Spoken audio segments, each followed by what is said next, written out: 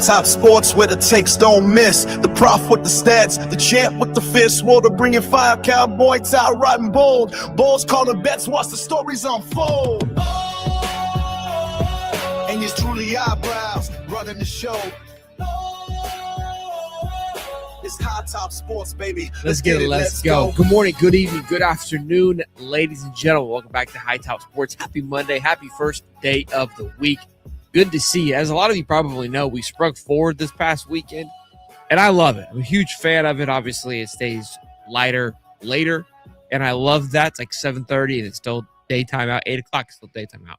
The one thing that I always forget is that it still feels like it's midnight outside. So obviously there's a caveat for when it stays lighter. It feels like it's damn near midnight this morning here at 7:05 in the morning. Be sure to smash the like button, subscribe to the person you next to me love. We got Cody the Prof joining us here this morning as we have a jam-packed show in store for you guys today. The squad got together for a college football roundtable this past weekend. We talked about that roundtable. Cody was throwing fits. He was not invited to that roundtable of how they could essentially, quote unquote, fix college football. We'll discuss that. Alabama, they got a little bit of idea. Are they in trouble headed into next year? Texas is going to be another big team that, although LSU's done a lot in the portal, they're kind of the hot, flashy team probably thus far. Texas, in my opinion, is probably going to be a team to beat headed into next year, what they bring to the table. And of course, as always, we'll open it up to the chat, see how they're feeling about all things college football, and have ourselves a show. Prof, how you doing, big guy? Good morning. A little upset. The sauna has a timer, and it did not get set for the hour difference. So I got there. So they don't run it all night. It starts at 4 o'clock in the morning. I was like, what? So I got there. I got there at 3:30. I do a little 15 warm up, and that didn't happen. So it took a while for it to get warmed up. But towards the end of the workout, about 5 o'clock, it was jamming. It was hot. Because you it still thought it was, what time did I think it was? 2:30, I guess. Yeah.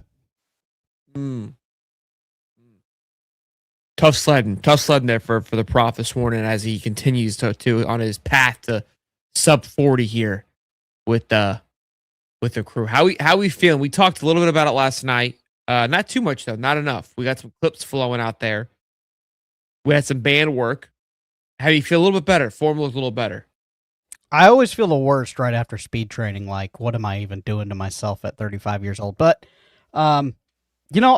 I feel good, dude. I feel light, feel bouncy. The hips. I did yoga this morning I was in the gym for about 2.5 hours. I did a little yoga to loosen up the hips a little bit.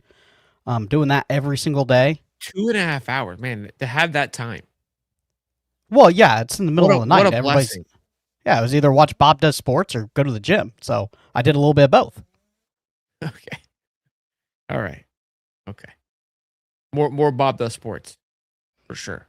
I watched an hour of Bob Does Sports, so no, more gym than I do. I take my phone with me and I put a little tripod on and I watch, like, this lady works me through like a hip and back yoga session.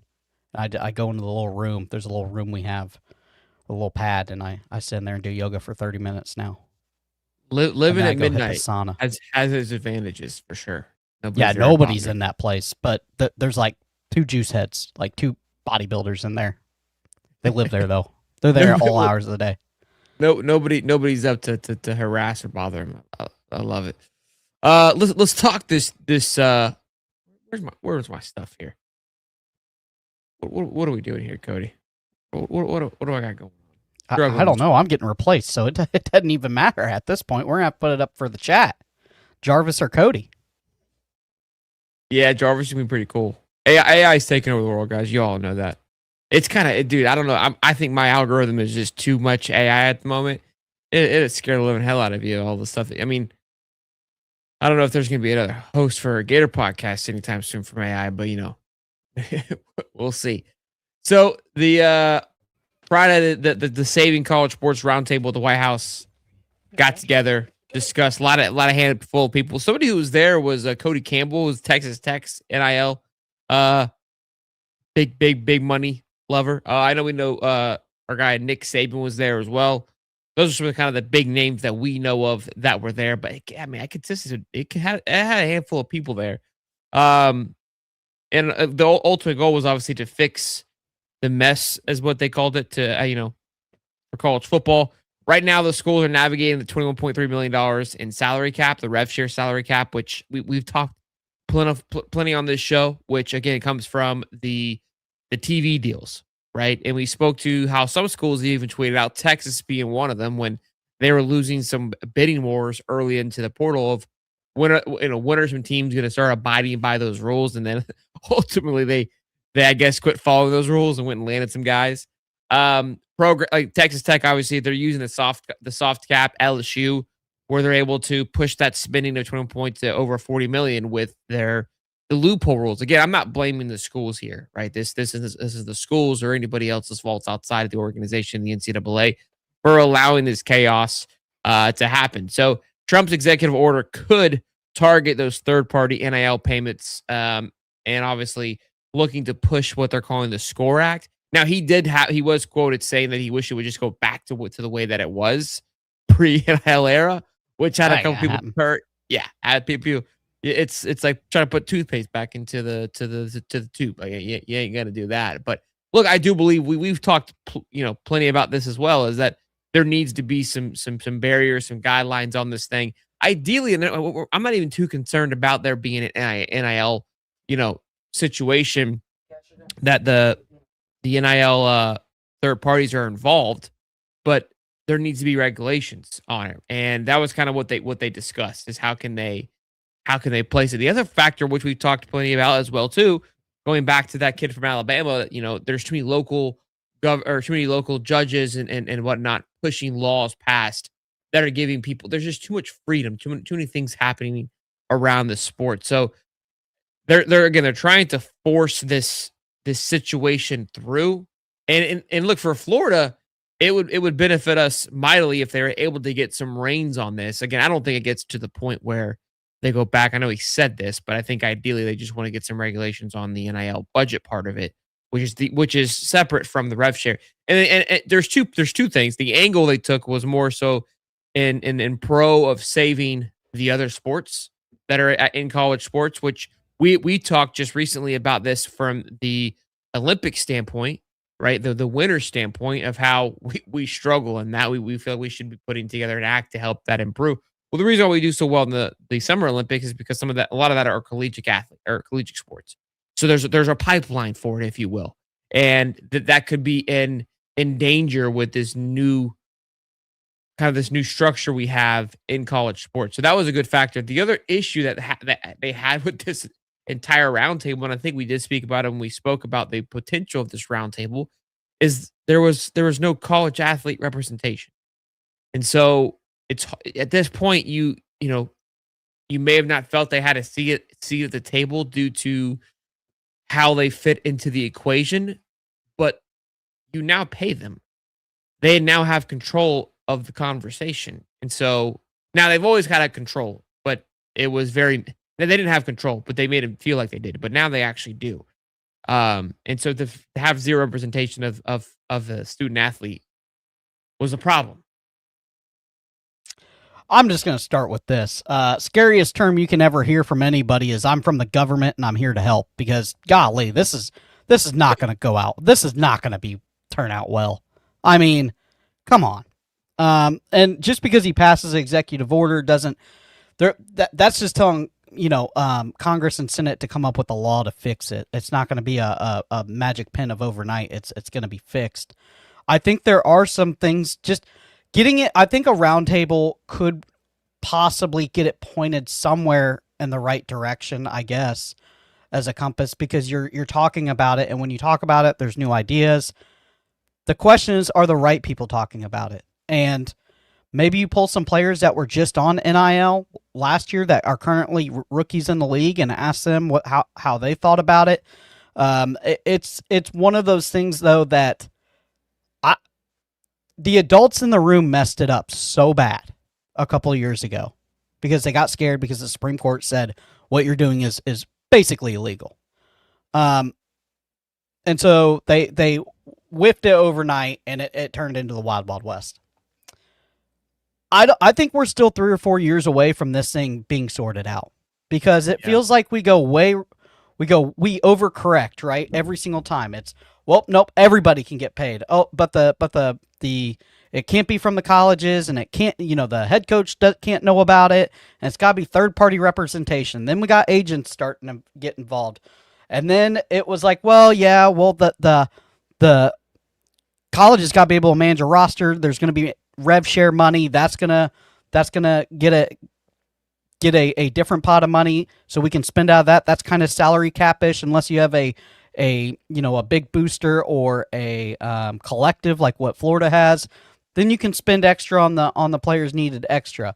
And then now it feels like they're trying to get rid of the collectives, and you're only going to get to spend the rev share money, which prices are just going to go down. Like, you're not going to be able to pay $7-8 million for a quarterback. Do I think that's right? You know what? You're worth what somebody's going to pay you. And if somebody's going to pay you $7-8 million for a season, and for you're one piece away, then let them. That's not my money. So I think we're still 4 or 5 years away from it actually becoming good and what we think is going to be good. But I guess eventually we'll figure it out, right? Like, it can't get any worse. We're not going backwards. Yeah. So Dolan says the problem with having recent players is it's the Wild West. So all the input's going to be is, it's a bidding war. Who could give me the most money? That's it. But not necessarily, because not everybody got those high numbers, and some people got promised stuff. It didn't get paid out. We saw that at several colleges. We saw, contracts need to be actually contracts. Maybe they want actual contracts, but we wouldn't know because there's no athletic union to tell what tell the college football roundtable or whoever it's going to be that, we do want contracts, and we want those contracts stuck. Because here's the thing. Right now, it doesn't help the players. If you go and sign at the University of Florida and you're promised this much money, and then you go into spring camp and you struggle, what's it from any? They could just go out and get another portal quarterback, and you were promised all this stuff, and maybe you just struggled for a couple of weeks, and they're like, this ain't it. We're pulling the plug. Like, it helps both sides with the contracts. The NFL is that way too. I mean, there's free agency, right? So and you can make trades and stuff like that. But someone's always going to have an advantage in the equation, and it depends on how you want it to go. The other part of it too is right now, schools, the NCAA can't enforce its own rules, right? Because every time it tries, someone files a lawsuit against them, and then now they don't have any ability to do anything, so that they just go locally. So that's a major issue, and this isn't to get rid of the collective. I don't think that's what they want to do, nor do they want to get rid of the NIL aspect of it. The problem, the fact they want to get to is to regulate that, and I don't know if I have the answer either, because it's like, hey, you can do NIL, but you can only get a $5 million deal. The problem right now is it's not a true NIL deal, right? Like, Cody Campbell basically just sends a blank check to them through the collective, and it's like, just give it to whoever you want. And it's not how NIL was like when we heard it, when it was pitched, right? We've talked about this before. It's like, hey, like, this guy's really good, he's popular, and he gets a Wendy's contract. Like, that isn't the same at all. And then again, I don't know if go ahead. And I understand that, but nothing is ever as it seems. You look at the way that they were going to roll out the playoffs and the committee, and we thought it was going to go one way, and it hasn't gone a single way that they told us it was going to go. Maybe up until this last year. Look, I with think the Miami thing. The factor is too is that we aren't the two smartest cats to figure this thing out, because with every new addition to a rule, there's another way around it, if you will, and that's going to be the problem. Is that it's not as simple as we probably think it is, and then at the same breath, it is much simpler than what it is. But if you do one thing, there's going to be a way around it somehow that I haven't figured out, and then if you do it one way, you're also, because you are trying to shove toothpaste back into a toothpaste tube with whatever you're doing, because the problem is everyone's already tasted what it's like right now. And so is it really that broken? I think, again, the thing that I haven't really thought, I think maybe the sport as a whole is probably fine. I don't think it's completely disarrayed. it has its issues and its concerns. I do think that the market will correct itself. I don't think you're gonna have just this endless spending happening because people want to win. And I think, but again, a billionaire throwing a couple million, it's pretty endless. I do think the other sport factor is something that hasn't been spoke about more, which that part I believe would cause this thing to appear more broken than what it is. If you start losing support to the other sports because of this, then yeah, it becomes a major issue. Because before, again, the popularity of the football would spread across the other programs. And if you're not instilling that, hey, you have to spend your rev share a proportionate amount to this and that the NIL entirely is going to this. Again, Florida obviously hasn't taken that route. Hence why they, are in everything school and we're able to be dialed in all year round. But at what point does that change? At what point is maybe a new president come in and go, hey, I don't care about these sports. We gotta, we need to be the best at this, and everything needs to go here, and then we can go from there. Well, there are schools that do that. Marquette being one of them, a smaller school. I don't think that's going to happen with your big name brands, but because every time those things are on TV, they're collecting views and selling merch, and there's some diehard, college baseball fans, college softball fans. FSU just a couple years ago was really good at everything, and baseball I think they're still pretty solid at, but they've definitely I wouldn't say have kept their core over other sports. Softball's kind of fallen off this year from my understanding, which they've been pretty good at historically. Basketball is a complete joke. They haven't managed their money right though either, and that's another thing is if you don't have the guy managing the money right, it's not going to matter. You're not going to be good at anything. Yeah, you know what I mean. Like if you have $500 million to figure out your sports and you sink it all into one, and you go 2-10. Like you miss, dog. Like that's just what it is. Like you're a loser, and it's going to lead right into this next conversation that we're going to have with Texas. We're going to Bama first, but again, I mean, that's the negative of it, right? Is like it's now you're just if you that's the other part of it, the other side. If you mismanage it, then it's even worse because not only did you pull away from other sports, but now you've buried another sport and lost support because of your mismanaging.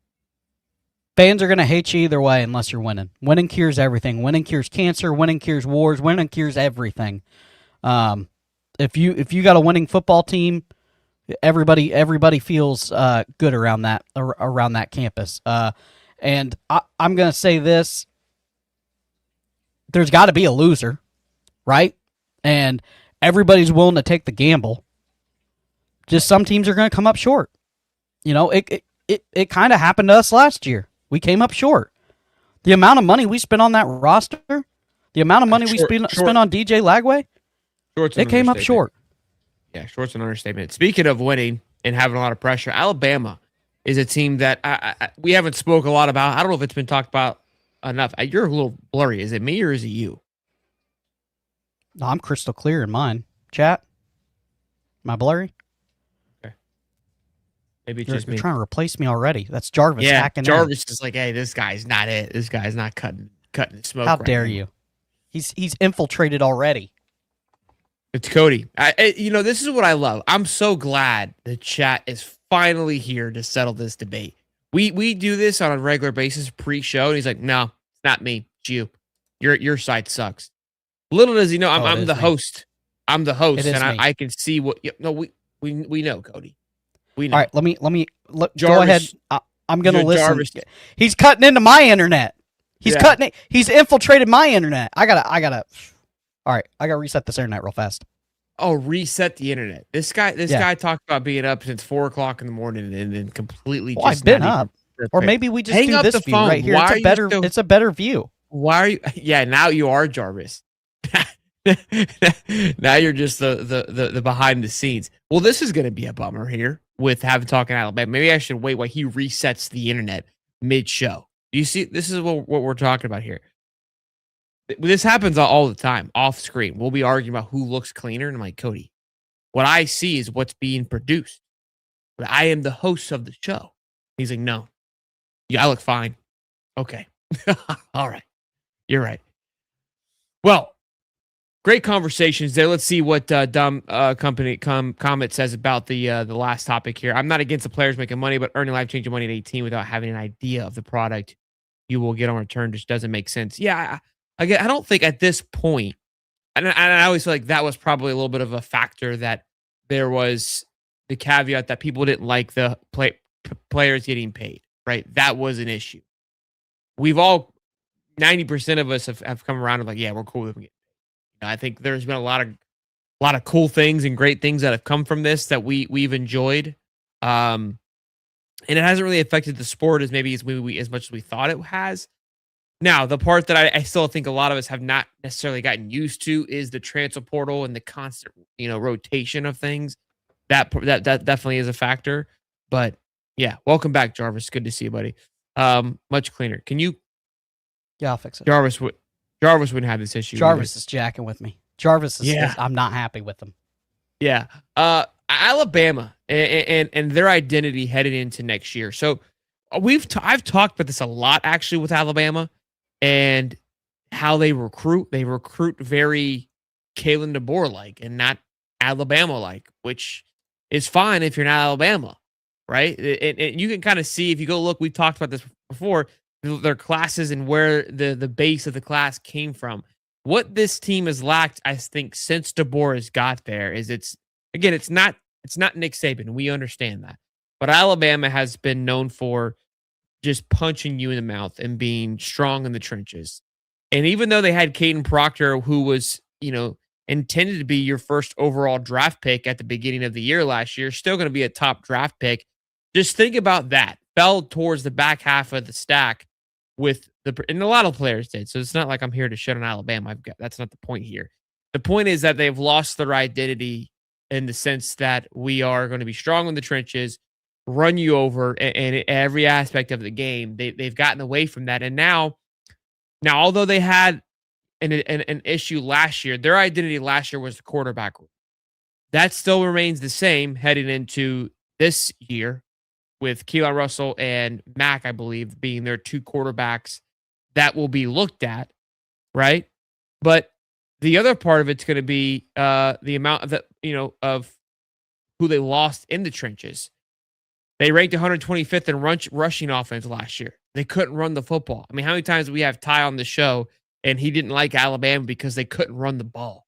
And the moment they got against a team that had a good foundation and all around just better attack for Alabama, they were cooked. And now you're replacing not only Ty Simpson, but a handful of players on that line, which, in my opinion, haven't had probably the best recruiting in that line. And we've talked about DeBoer's hot seat this year, how it probably being one of the hottest seats, surprisingly, even given I call it success at Alabama. Would it be success in the Bama standards? No, but it's still success. I mean, he's going to his third year. He was one game out of a playoff for year one. He made the playoffs and got absolutely obliterated year two. But again, I know that's not the Bama standard, but that's still, if LSU was in that case of Brian Kelly, they would have been much happier than what they were. Now they're much happier with where they are now, but his seat is much hot. It's so hot that he was shopping around in the middle of all of this. But I am really concerned, not concerned from a fan perspective, but as a guy who covers sports, concerned of where this identity for Alabama lies and if DeBoer will be the head coach headed into the 2027 season in a year from. Yeah, it's going to be very interesting. I was just looking up what DeBoer's rushing was at Washington. At Washington. And they kind of stay on top of that rushing factor. Hollywood Smothers was that running back they had got at in the portal. And then Texas realized, like, oh, we're rich. What are we doing? And obviously snatched Hollywood Smothers from underneath him. So they didn't do anything, too crazy from the portal standpoint to help alleviate some of those things either. Not to mention the loss of Q Russo and James Smith on the defensive side of the ball was pretty huge. They got some quality, but they lost some quality. To lose a James Smith and a Q Russo didn't get talked about enough personally. those are Alabama guys through and through. Like when those guys came out, I remember we were talking heavily about them when they were at Florida. They were a package deal. Nick Saban came in and swooped those boys up. We're talking like, I think James Smith was a 5-star. Q was, a day and a dollar short from being a 5-star. Those are, absolute units. And they both pick up and head to Ohio State, who have had nothing but success at defense. You look it up, and 123rd in run play percentage at 38% in 2023, 2022. It was a very pass heavy, number one in the nation in passing. And the run game was not very good. 2023, that was the year he had success. He had Dylan Johnson. He totaled 1,100 yards and 16 touchdowns, which helped them get to the national championship. That was their best, and they had Michael Penix. That was their best, best rushing attack. They got them to the national championship, but after that, it hasn't been great. So you've gotten away from the one thing that got you there. That was a Washington team, different angle, different attack. That was through Pac-12. the Pac-12. Yeah. So that style, thrived. And on top of it, I mean, what people forget about that team, that was a 1-year kind of motion team. I mean, that thing was built to do exactly what it did for the year that it did. I mean, I think 22 dudes. I mean, that's entire starting roster went to the NFL essentially. You had a top draft pick in Michael Penix. That was a 6-year quarterback. So a lot of success there. That played a huge factor. But they've tried to duplicate that same type of energy. And even last year, I would say with his better year, he brings back his coordinator that went to the NFL for a year. And then Ty Simpson, who we didn't know much about. We were wondering how they would be, and how he would bode. But 5th-year guy, once 5-star quarterback, really thrived in the Alabama system and in that offense anyways, and allowing him to throw the football. But again, you've learned in the SEC, you got to be able to punch somebody in the mouth. You got to be able to run the football. Having good quarterback play is also very important. And now they head into this year. Look, I think Austin Mack is going to be I think he beats out Keelan Russell personally. I don't think it's much as close as people are talking. Austin Mack on his 3rd or 4th year. He was recruited by him at Washington, followed him here. He stepped in a little bit last year for Ty Simpson, and I thought he looked pretty good. Keelan Russell, don't forget, is the 5-star quarterback from a couple years ago, the number 1 overall recruit. He's going in his 2nd year. But I think if we've learned anything, if he knows any better, you ain't starting your 5-star quarterback this early. That you're just not. It just doesn't. Look, unless you're an absolute unit. I mean, I don't know if Michigan's going to bode well with Bryce Young up there. And now he's going into his 2nd year. He had the one caveat of being able to cut loose an entire year. And if there's an offense that will, I think allow him to be successful, is probably going to be Kyle Whittingham. That will get the best out of him personally. So yeah. I am happy for him in that regards. But yeah, we've talked plenty about these 5-star quarterbacks not necessarily being ready to go.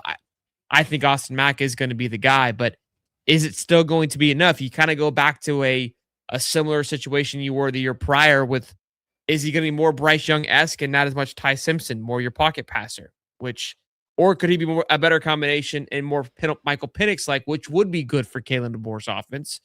But again, the identity they're lacking is strength in the trenches. Well, I don't think it's a running back issue. I think it's a trenches issue. I think that they're just not very good at run blocking. I just don't. I don't believe that they try hard enough. Not the players. I don't believe this offensive philosophy. Not Young. Sorry. Yeah, Underwood. I don't believe that this offensive philosophy has a power run game in it.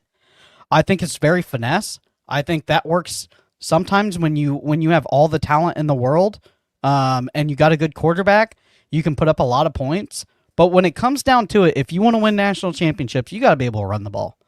And, you think the guy that has won as much as he has would know what it takes to win in the SEC. I mean, it's not rocket science. You got to have at least a top 50, rushing attack. They're like 123. They're worse than Toledo and stuff. Like, they're bad. And I just don't see it. It puts a lot of pressure on your quarterback, too. What happens if the quarterback's not very good this year? How many games are they going to win? You're going to have a quarterback that's not very good and no rushing attack? Bubba, strap up, Bama fan. You're about to go 2-10. Yeah, they interestingly enough, they didn't do a lot of splashy moving in the portal either. Their best guys were Devin Tompkins, defensive lineman, which they needed to go get from USC, obviously with the loss of James Smith, and then defensive lineman Terrian Green from Oregon, and then offensive tackle Ty Haywood, who's a true freshman coming from Michigan. And so it was, and again, after that, it's a bunch of 3-star guys for Alabama. Now they had a healthy recruiting class, if I'm not mistaken. They always do pretty well with their recruits because it still is Alabama. But man, hold on, that's 2027. I was like, wait up, hold up. Yeah, they finished 6th, right, with 27 total commits. So they didn't miss too much there. They always seem to have success. Xavier Griffin, the number 1 linebacker in the country, or top linebacker in the country, and then Jaya Edwards. Those are going to be guys that we probably see right away. Again, I felt that this class this year got back to the Alabama roots. So some of the guys they were getting fit more of that mold of your Georgia and Alabama-esque type of guys, not West Coast as much. Well, they were getting put in the woodshed by Auburn for the last couple of years. They couldn't buy, gift. Santa himself couldn't deliver an Alabama top 150 recruit to the University of Alabama. I mean, they were getting. Say what you want about Auburn football and how bad it's been, which is wild with the amount of talent they had, and Hugh Freeze, but he was shoving Alabama in the locker every chance he got when it comes to in-state recruit. They couldn't get anybody. Yeah, Auburn having a bad year did them some favors last year for sure. Best thing ever happened to him. Top wide receiver. They've done well with young wide receivers, so that's a name to kind of keep an eye out for. So again, a much more, I would say, of a healthy recruiting cycle this past year. It felt like Saban was back on the trail, but it's a little too late is going to be the situation. Again, I don't feel like they did a lot of attacking the portal, which you don't need to, but they did lose a handful. That's what I wanted to take a look at as well too. Again, the guys that were going out at Alabama that I felt will be, big components for them. Let's take a look. So who left Alabama? Richard Young, obviously, once a 5-star running back. He went to Colorado. That was a big one, in my opinion, once a top tier guy. Jordan, defensive lineman. Cornerback, Cameron Calhoun. So I guess nothing too crazy. But yeah, Q Rusall and James Smith were the 2 big ones that went to Ohio State, obviously. So Q Rusall was a 5-star. That ultimately ended up leaving. Keon Keeley, the once 5-star edge. So those are all 3 of those guys came from one class, and those guys were and he was Notre Dame. So those are massive, in my opinion, massive flops. Kelby Collins, obviously we know he was at Florida. He went to Alabama for a year. He left for South Carolina. Once a very high 4-star rated guy, he has kind of fallen down the wagon. Micah DeBose, 4-star inside offensive lineman, went to Vanderbilt. So again, 4-star edge. Noah Carter went from Alabama to Georgia Tech. So again, just that whole defensive line, their entire youth that they've been working on, all gone. And when you're not hitting on prospects and you're losing the prospects that you brought in, it's not a good combo. We've suffered from that a little bit on the interior of the defensive line, and that's one of the biggest questions of this Florida football team. And it's not good. And I understand you're not going to retain everybody. I get that. Yeah. But there's definitely some chinks in the old Crimson armor. It's not as locked down and battle tight as it used to be. And I know, like, I think that their reign is just over. It's back to the cellar, baby, until they figure out another coach. And you know what? I'm okay with it. I'm kind of tired of watching them win all the time. Like, I'm cool with it. Yeah, they're a team that hasn't necessarily figured out as well as others the NIL era. I mean, again, they're still going to have success because of what they've been able to build. They'll be able to build on that for sure. And I think they're not going to completely fall. Josh Pate will pick them to win again this year. Don't you worry. All right. Somebody's going to pick them to win. So that's as Uncle Lou says, that's a Poot State special. And what will happen is we'll talk about them and we'll go through their roster and it'll look on paper pretty dang good as it usually does. But That'll be a team to watch. We gotta get our guy Ty on here to talk about him because it's been a while. But I remember Rome didn't fall in a day. It wasn't built in a day, but it didn't fall in a day. Alabama's dynasty hasn't fallen overnight. It's been year after year. It's a slow death. It's death by a million cuts. That's what this thing is. Not completely out of it either. It's not to the point where it's not fixable. But I do think I think DeBoer at the helm is in a weird way like it's one of those things where it's not bad enough to make you look, but it's slowly getting eaten away, and it's like this has to be fixed kind of thing. But it's again that damage isn't. It's like Mike Norvell. You're like it's so bad it's got to get fixed. It's not bad enough yet, but it's slowly eating away at it where it could become to the point where it's irreversible. I'm glad we have our coach and he's locked in because could you imagine John Summerall at Alabama with that energy? Nick Saban would have been foaming at the mouth. Holy tits! Yeah, that could have been. Like, think about it. Like, they could have moved on from DeBoer. He could have took an NFL job. They could have been quiet, kosher. They could have went and grabbed, our guy, and that thing would be. The other part of it too, as I know for a fact, and I said this when we got Summerall, I go, this feels very DeBoer-esque like because when DeBoer got hired to Alabama, and I would say even better off. Outside of his year at Washington, if you look at DeBoer's record, everyone's like, he's a winner everywhere he goes. Like, I'm like, where? I asked this question, like, where the hell's he been?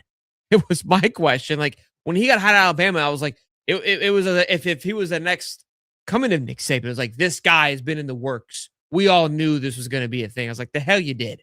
Because nothing on the paper showed otherwise. So I was like, clearly I just don't. I remember being like in a blender of like, do I just know what's going on here? And like he's done well. It's not like he's a complete joke of a coach, and that's not the fact at all. But I just didn't feel like he was going to be the ultimate fit. The show Steve broke down the D line was incredible. Yeah, great stuff to Truff. $2, man. It was really really good. I ask you this about Alabama: if they do move on from Kalen DeBoer this year, I mean, is it a one year stopgap for Lane Kiffin and the crew, or does he have enough money at LSU? I don't think so. Do they go get Dan Lanning? Where they go is going to be interesting, though. Because I don't think Dan Lanning can win at Oregon. I geographically, I don't think it's going to happen.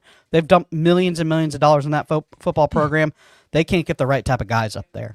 But you know where you can get the right type of guys? Yeah, I think that's more of a fit than Lane Kiffin, to be quite honest with you. I think his attitude, his aura, I think his play style has a mixture of both. I think he understands. Like he has the West Coast taste, but knows how to. He coached with Kirby. He coached at Alabama, right? I'm pretty sure.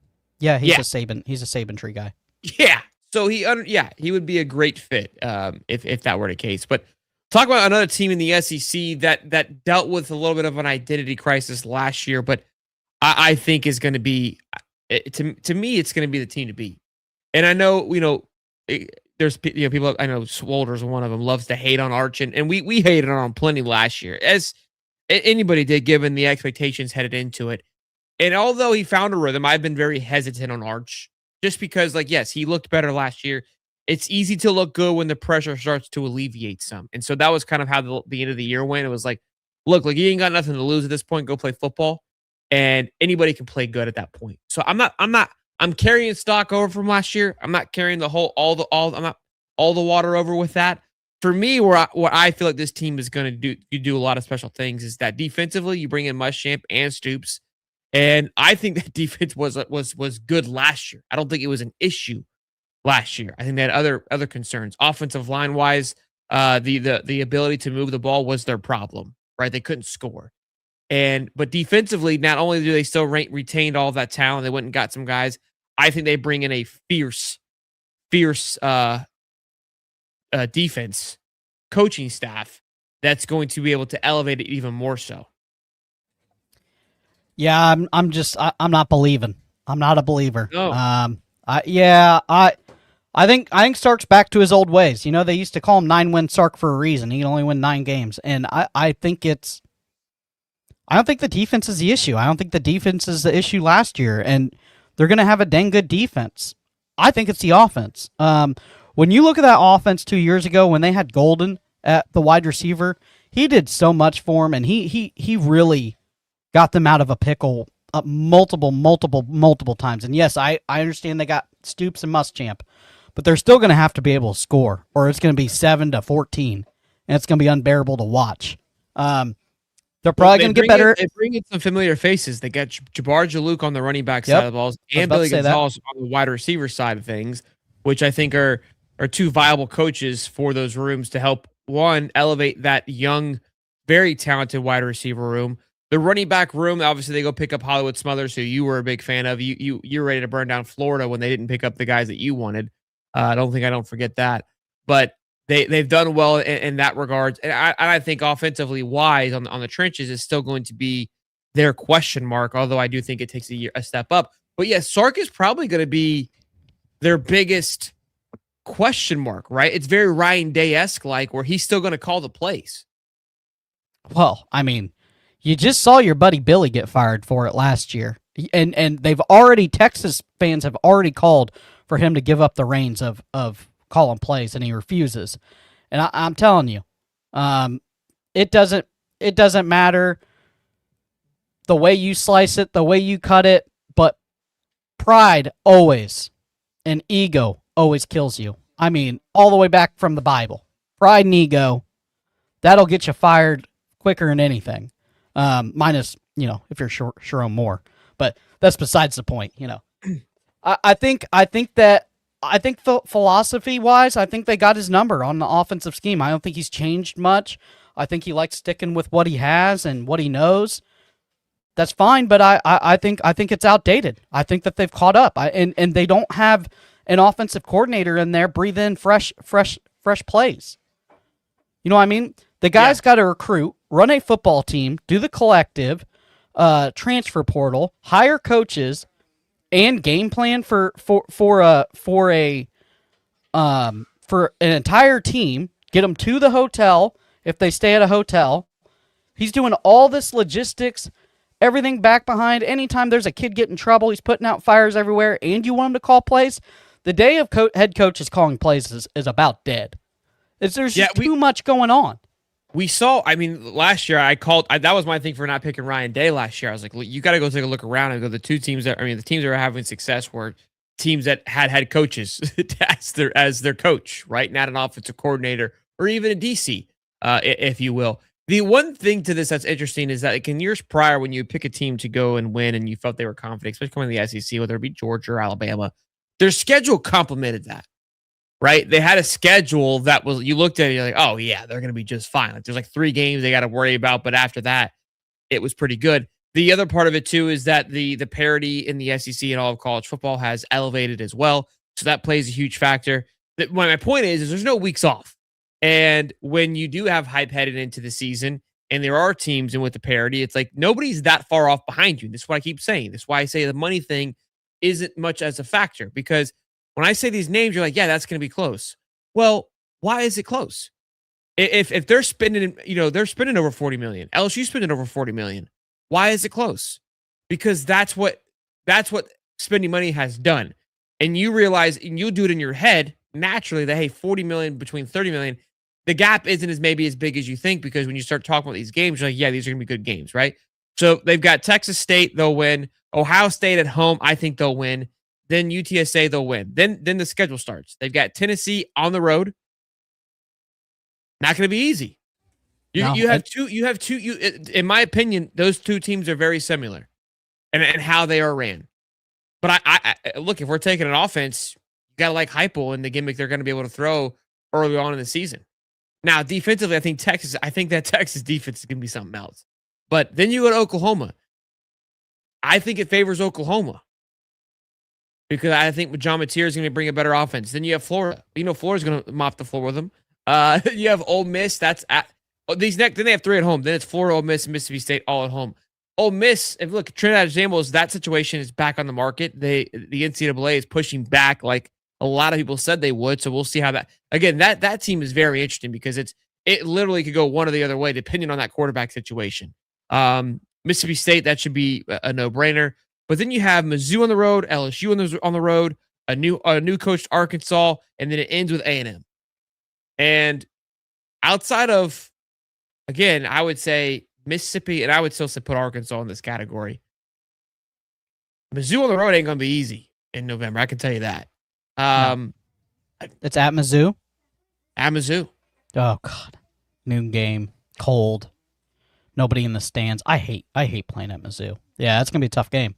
That's a game they could lose very easily. There isn't again, like, and I said last year for Florida, like, if you're Texas fans and you look at the schedule, how many games do you circle as like, yeah, we got this? I would say you could circle your first 4. I'll give you the Tennessee game. I'm circling Mississippi State. I'm circling Arkansas for you. There's 6.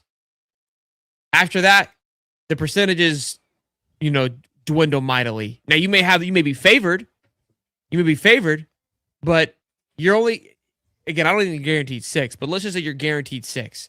And then you're fighting for the other ones. Again, think about that. You spent all that money. You are literally all in to be you are all in. This is the all-in year for Texas. You heard it all off season. That's why they're going after Jaden Ball. They're going after Jaden Woods. You are all in, and you have only half the games that you are 100% guaranteed on, and the other ones are literally you're at best you're 60-40 split at best. And I think Arch is a pretty good quarterback. I don't think he's a generational quarterback that's going to take games over and win it on his back.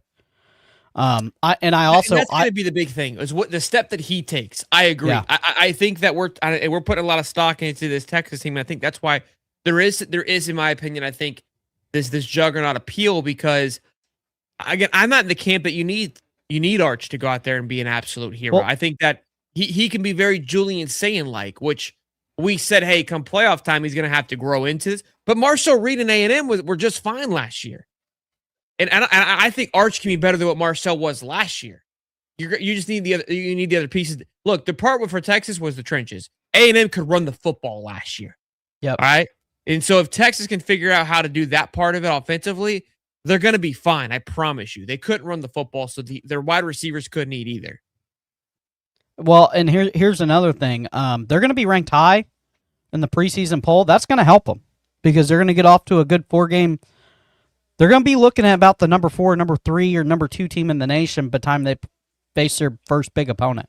So when you talk about playoffs, they could squeak in if they win just enough games because of the ranking is going to be so high early preseason polls, which me and you both aren't a fan about. But do you see what I'm saying?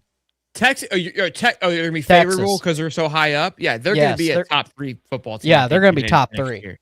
Yeah, they're always top 3. Yeah, but they're always top 3 and never do shit with it. It's incredible. Let me see. So don't forget, they got Ryan Williams and Cam Coleman added to the mix, which is good, which is crazy. Yeah, right now, the way too early on February 21st on 3 did another way too early. This was, I guess it's been a month now, but no way. So Oregon's 1, Texas is 2, Indiana's 3. So yeah. And they're going to go score a bunch of points against a bunch of nobodies early in the season before they play anybody. They'll be the number 1 or 2. It takes a lot to slip all the way down to where you're not one of the 12 best teams. So yeah, exactly. So they'll be favored. And again, their third game of the year, second game of the year is against Ohio State, who is the 4th best team. So it'll be very similar to last year. At that point, who knows? Texas could go on a little bit of a bender. Oregon probably doesn't play anybody in the first couple of weeks. They never do. But the reason why Oregon, I think, is number 1 is because Dante Moore they feel is better off. Well, and here's another thing for you. I think, truthfully, because of the brand, they always are ranked high. Like always, they're always within the top 10. It seems like. Well, even for the last couple of years, yeah. Just with Hopiism. Well, that roster. You look at the names. Yeah, but the roster hasn't done shit. You can't overlook what they've got on paper, though. I mean, you've got Hollywood Smothers coming out of the backfield. You had Cam Coleman, Ryan Williams, or Ryan, was it Wingo? Wingo. Yeah, Williams is at Alabama. Ryan Wingo, Cam Coleman. It's just a stockpile of talent. I mean, defensively, I think it's even more intense. And again, defensively, here's the thing: defensively, they were good last year. That's the crazy part. Yeah, but the old line was so bad they can't keep Arch up. That's going to be the biggest question. How good is this O-line going to improve? Well, it's crazy. We talked about that last year on this show. I remember the Oh, we Texas got fans. blasted. Yeah, it felt good to be right though. Felt good to be right. They bring in a redshirt senior from Western Kentucky, getting a 3-star guy out of the portal, but I'm sure that that'll be a great addition for them on the offensive side of the ball. They bring in a 4-star tackle from Wake Forest, so they attacked it very heavily. Again, getting that a 4-star guy, golly, junior. They lost a tackle, or they brought another tackle in, a once 4-star guy from A&M. He's a freshman, but still a lot of key components there. So they did what they were supposed to do. They were not afraid to spend money. Obviously, we know that. They bring in some linebackers, a 4-star linebacker from Pitt. Pitt produces some absolute units on the defensive side of the ball. They bring in a linebacker from FSU, Justin Cryer, which was one of their better guys. They bring another sophomore going into a junior freshman from Oregon State. They bring in LSU defensive lineman Zion Williams. So, yeah, they did this, and they got Rakeek Brown, the Arizona State running back who ate. So their running back room is very, in my opinion, very similar to Florida. A very high producing running back room. So they address some needs. Some needs for sure. Now, will it translate? That's always going to be the big question mark. But they did all the right things in the off season, right? Look, with the things that we give credit Florida for, they've done everything right thus far. That is true. That is true. They're built to go get it this year. Again, I think a lot of things rely on, will Arch elevate his game like you anticipate? But Sark is the one thing that really can't elevate. It just depends on, I don't know, what he chooses to change. What plays he decides to call. I don't know. I feel like every team coaching wise has gotten better around him. I don't think it's going to be any easier in the SEC. That's the key component, right? I think the week in and week out plan of the SEC is where it's going to get a lot of guys' numbers. We've talked about it plenty. We've overlooked at LSU, and these are teams, in my opinion, that had high expectations, right? Everybody is in this category. It's not just them. I think it's everybody. But teams that have high expectations, like your Alabamas, like your Texas, like your LSU, due to the fact that, and look, Florida has high expectations too, but there is a sense that, hey, new coach, reset year. That last year we had it. I mean, we were right there last year, and we crumbled under that pressure. But again, those teams are going to be going through it and having to go through. I don't think a schedule will ever mirror what Florida had to go through last year, just because of the out of conference scheduling. But they're all with a 9-game conference schedule. These things are going to be brutal. Big Ten too. There is no. When you had that fourth conference schedule, you were able to kind of spread it out where you had weeks off, essentially, where you had a glorified practice from time to time. That's not going to happen. Obviously, with NIL era, spending, like, I was getting paid, it changes the way that culture is ran. This world of not having to go undefeated plays a huge factor into that as well too. So the discipline, all of it is just, it's changing. It's changing. It's gonna be another great year. And this is what we talk about. We go, is the sport broken? Hell no. We're absolutely juiced. It's another, for us, I mean, it's another storyline. You see all this money being spent in the off season, and again, teams always had their best thrown at them. But like I said, you would walk in Alabama and you're like, there is a very big disparity of us versus them. I don't feel that, even if they're spending an extra $5 to $7 million, this disparity isn't as big anymore. It just isn't. And so when you walk into and you're like, we can beat these guys, like, this isn't your Alabama, this isn't your grandpa's Alabama, and even Georgia, right? Hey, like, we can't beat ourselves here, but we've got a chance. It's a scary place to be. Scary place to be if you're, you know what, you know what will get you fired really fast? Underperforming and spending 40 or 50 million. Not just underperforming. Yeah. Because you go out and you ask for money, and the boosters give you 40 or 50 million to put the star-stud roster, and you underachieve, not because you can't afford players, but you spent 50 million and the players didn't produce for you. You talk about getting in deep deep shit quick. Well, that's where the Texas Tech situation is ideal because they're kind of in that old model where the Big 12 is nowhere near the spending that Texas Tech is in. So, like I just said, how back in the day, Bama could stack talent, do certain things. They were able to separate themselves with a pretty big gap and had a chokehold over a handful of teams in their division. And it was like 2 or 3 games a year they had to really circle. Texas Tech is the same thing in the Big 12. They are so far beyond, like they do have a gap advantage over everybody else that they play outside of maybe like 2 teams. How tired are you going to be of just winning Big 12 championships and not winning anything else, though? I mean, if you are Texas Tech, who's never sniffed the light of day, it's going to be a bit till you get tired of that. You're going to a playoff every year and you're playing in the playoffs and you win a couple playoffs. I'm telling you, it's going to be mollywopped every year. Well, yes. If you show up to the playoffs every year and you get absolutely embarrassed every single time, yeah, you'll realize pretty quickly, like, okay, like we're still not, we're even closer to where we need to be. I don't think that that'll be the case. I really don't. I think that they'll make a run this year. I think Texas Tech, outside of injury, this might be an early hot take. I just think their path will allow them to be a Final Four football team.